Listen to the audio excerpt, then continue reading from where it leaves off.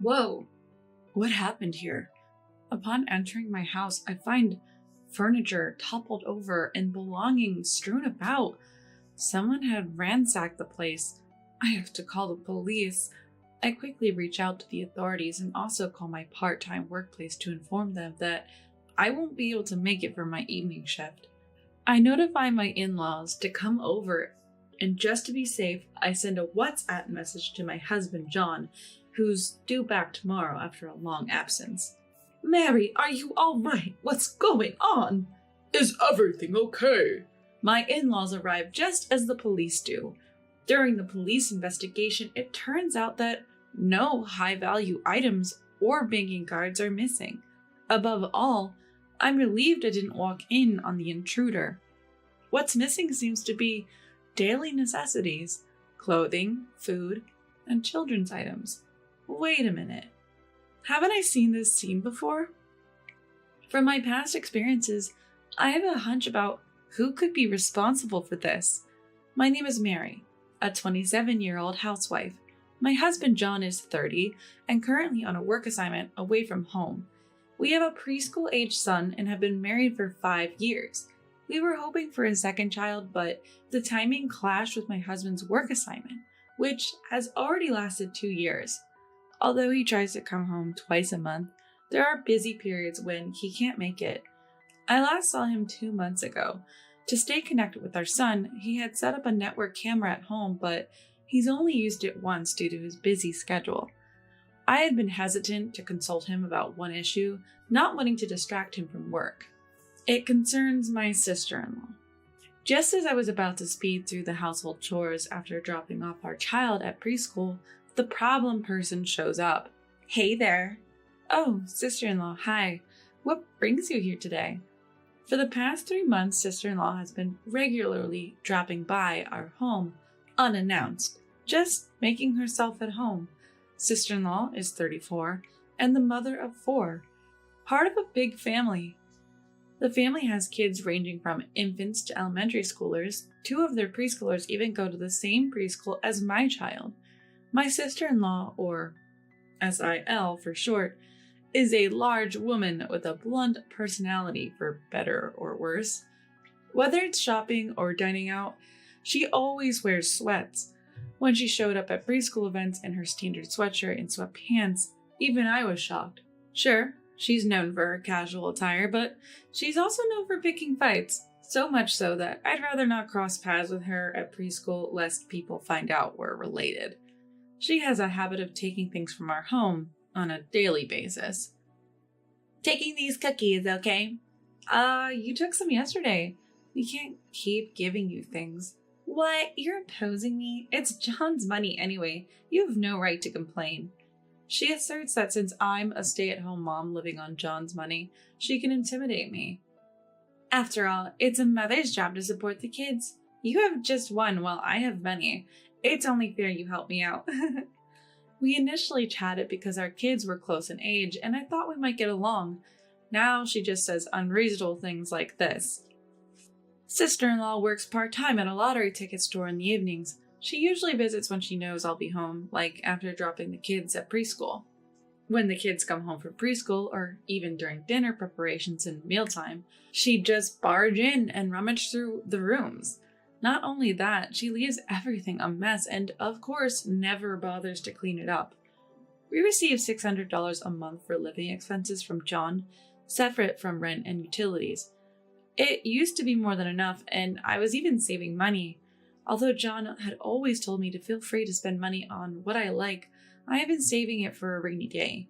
However, since sister-in-law started coming over, my monthly savings have dwindled to $100, and I've even dipped into the negative over the past 3 months. Because of sister-in-law, the money John gives me vanishes each month, and I've been covering the shortfall using the savings I had before we were married. Realizing this can't go on, I finally gathered the courage to tell sister-in-law that this needs to stop.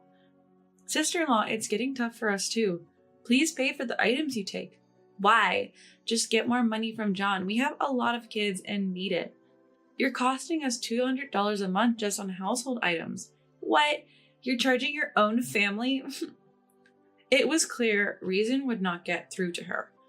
I feared this situation could ruin our family, so I told John I'd like to work part-time. I didn't want to worry John, so I just said I wanted to boost our savings. The real challenge was what to do with our child, so I decided to consult his parents. Mother-in-law, I'm considering working part-time. Why? Aren't you getting money from John? Actually, sister-in-law takes a lot of household items, so we're running low on money. What? Really? But taking a few things isn't a big deal. No, it's just a few things. All right, I'll talk to her about it, so don't get so worked up. It seemed like mother-in-law was still oblivious to sister-in-law's wrongdoings, believing her daughter wouldn't do such a thing. From what John told me before, mother-in-law has never been mad at sister-in-law and spoils her rotten. I wasn't expecting much to begin with, but this was a tough nut to crack. My frustration with sister-in-law was escalating, and I couldn't hold back my anger any longer. Talking directly to her wasn't working, so I decided to hatch a plan. Soon after, I started a part-time job. I would work mornings, pick up my son from preschool, drop him off at John's parents' house, then work my part-time job until evening. This new routine helped me avoid sister-in-law, but it seemed to trigger a barrage of angry messages from her. Where are you? Where are the house keys? I know you're there. Open up. When will you be done? The frequency of her messages increased, showing her annoyance with my constant absence. Bring some tissues around in the evening. What time in the evening? Before my part-time job, so let's say 5 p.m. Oh, sorry, I'm working my part-time job until 6 p.m. You're deliberately avoiding me. No, I'm just working longer hours because we're short on money. So it's my fault we're short on money. Exchanging these lines, even sister-in-law's pettiness started to feel amusing on WhatsApp. Life was much calmer without meeting sister-in-law every day. Unlike my peaceful state, sister-in-law was restless. One time, we went out to eat with our parents-in-law and sister-in-law's family. She was giving me icy stares, but I didn't care and just enjoyed my meal. Mary, no part-time work today, huh? I had planned this dinner with father-in-law and mother-in-law for a while. Sister-in-law turned her face away, clearly irritated. In some ways, I owe my sister-in-law for my newfound assertiveness to dealing with someone as dense as her. Later, we had tea at John's parents' house and all was quiet on sister-in-law's end. We then headed home. I was hoping that sister-in-law would finally give up, but things took an unexpected turn. A month later, after dropping my son off at preschool and at John's parents', I went home to grab something I forgot. I was in a hurry because I didn't have much time before my part-time job started. What the? I came home to find furniture overturned and belongings scattered. I've got to call the police. I hurriedly called the police and informed my part-time job that I'd be taking the day off. I also informed my parents-in-law and asked them to come over and sent a precautionary message to John, who was coming home tomorrow. Mary, are you all right? What happened? Is everything okay? I began talking to a private investigator. As this happened, the police arrive. During the investigation, we find that no high-value items or bank cards are missing. Above all, I'm relieved I didn't confront the intruder. What's missing are daily necessities, clothing, food, and stuff for the kids. Wait a minute, haven't I seen this situation before? Mother-in-law, I don't mean to point fingers, but isn't it possible that sister-in-law did this? My daughter? No way, she would never do something like this. Who else would ignore valuable stuff and take only daily items? It has to be sister-in-law. Mary, just because sister-in-law takes things from your home doesn't mean she would do something like this, mother-in-law insists. Although it may be natural for a mother to trust her daughter, mother-in-law refuses to call sister-in-law to the scene. Finally, father-in-law, who had been silent all along, speaks up. The police are here. She should prove her innocence by coming. As father-in-law says that, well, you have a point. Mother-in-law concedes, unable to go against father-in-law, and promptly calls sister-in-law. What's up? Sister-in-law enters with her child, freezes for a moment when she sees the police, but I don't miss it. Oh, why are the police here? Apparently, our house got ransacked and some things are missing. What got taken? Daily items, clothes, stuff like that. So, did they figure out who did it? No, not yet. Oh, okay then. Upon hearing that the culprit behind the home invasion is still unknown, sister-in-law visibly relaxes.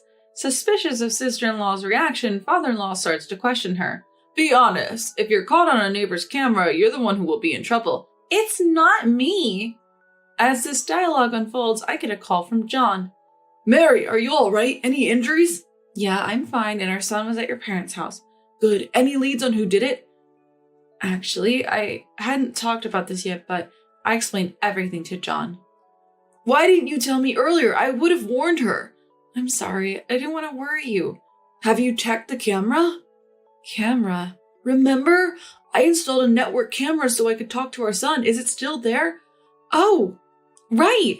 I had forgotten about it, but thanks to leaving it plugged in, it seemed to be working. After telling John that the camera was active, he checked past footage on his mobile phone. I end my call with John and head back to the living room where everyone is. We know who did it. What? How? John had set up a camera so he could talk to our son while he's away on business.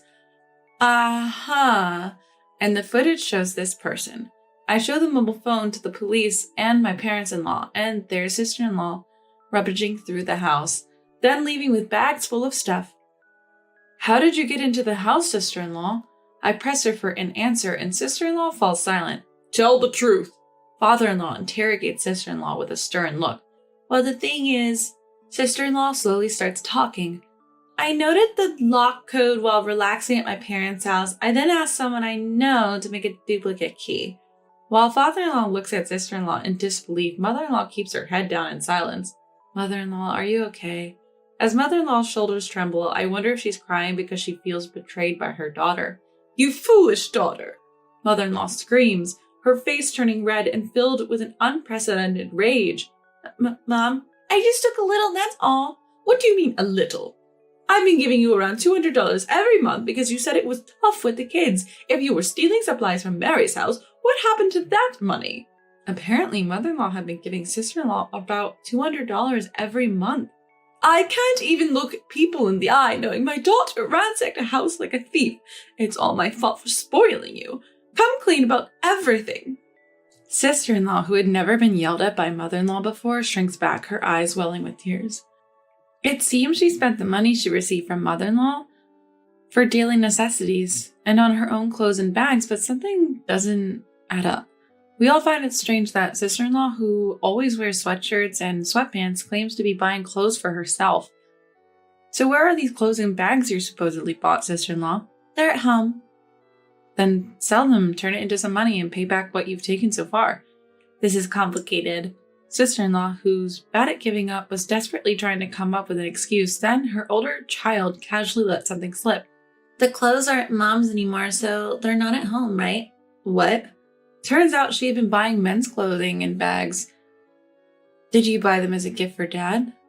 No, for a young man who isn't Dad. Shockingly, it's revealed that sister-in-law has been financially supporting another man. Mother-in-law, upon hearing this, is even more furious and starts talking about disowning her. Even the police seem uncomfortable in this escalating environment. So what will happen with this situation? I think it would be better to settle this privately since it's a family matter. Yeah, what should we do? Father-in-law, seemingly stuck, turns to me.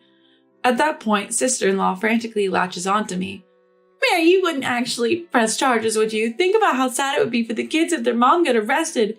Don't try to use the kids to escape responsibility. Apologize to Mary right now. Mother-in-law, her eyes fierce, starts berating sister-in-law again. Mary, I'm really sorry for what I've done. Please, please, please forgive me. Sister-in-law almost cries as she kneels and clings to my feet. The kids are watching with concerned faces, and honestly, it feels wrong to show them adults squabbling like this. Fine, I won't press charges. Oh, thank you, Mary. Sister-in-law quickly changes her expression. But there are conditions. The condition I give is that sister-in-law must pay back the $900 she took over the last 3 months by working part-time and giving us $100 each month. I can't pay $900. I have 4 kids. Didn't you say supporting your kids is a mother's duty? So it's only fair to return the money you've taken from your brother's children who are suffering because of you. Well, that's... Sister-in-law seemed frightened by my words. If you have time and money to spend on another man, then work to pay us back. The monthly payments are even a compromise compared to what you've used. I quickly corner sister-in-law, but my words don't seem to reach her. But still, enough! Enough! Be grateful you're not getting sued and accept the conditions. Mother-in-law raises her voice again as sister-in-law's indecisive attitude. I understand. After hearing from the victim, I think accepting these terms would be the best course of action, says the police officer. Sister-in-law, with her head hung low, reluctantly agrees. Even though the kids will inevitably find out and I do feel sorry for them, I can't muster any sympathy for sister-in-law. Exploiting her brother's family to save on living expenses while lavishing money and attention on another man is something I'll never understand. The next day, when John came back, she ended up getting scolded even more. Sister-in-law was in tears, apologizing profusely, but John was adamant about not forgiving any inconvenience caused to myself or our child. I think the future relationship between the siblings hinges on sister-in-law's actions. Above all, sister-in-law's greatest challenge lies ahead. What will she say to her husband who's coming back from a business trip next week? We managed to arrange for the kids to stay with John's parents during the discussion on that day, so they wouldn't witness sister-in-law's disgraceful state. As soon as sister-in-law's husband saw her, she broke down crying and deeply apologized. Her husband was confused until father-in-law and mother-in-law filled him in, after which he was furious. Feeling lonely, she had found comfort in a young man. She insisted she had done nothing more than financially support him.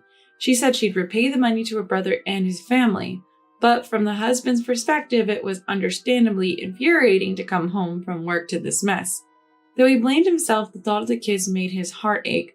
From then on, my sister-in-law was sued for damages by her husband. Just selling lottery tickets part-time wasn't enough, forcing her to also work nights.